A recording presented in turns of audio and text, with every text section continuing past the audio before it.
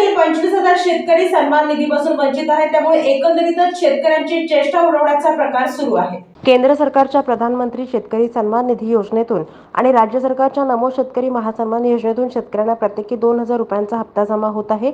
दुष्काळग्रस्त शेतकऱ्यांना तेवढाच आधार म्हणून या रकमेकडे पाहिलं जातं। पण सोलापूर जिल्ह्यातील 25,000 शेतकरी सन्मान निधीच्या लाभापासून दूर आहेत।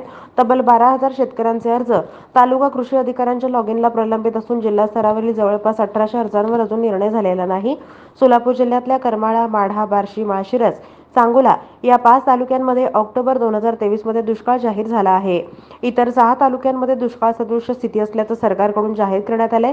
अद्याप दुष्काळग्रस्त शेतकऱ्यांना मदतीचा दमडाही मिळालेला नाही। अशा परिस्थितीत ऐन उन्हाळ्याच्या तोंडावर 4,000 रुपयांची मदत सामान्य शेतकऱ्यांसाठी आधार ठरणार आहे। सन्मान निधी योजनेसाठी फेब्रुवारी 2019 पूर्वी जमीन असलेले लाभार्थी पात्र आहेत। जिल्ह्यातील जवळपास 5.25 लाख लाभार्थी योजनेसाठी पात्र आहेत, पण त्यापैकी 4,90,000 शेतकऱ्यांना योजनेचा लाभ मिळतोय। अजूनही 25,000 शेतकऱ्यांची प्रकरणं प्रलंबित आहेत।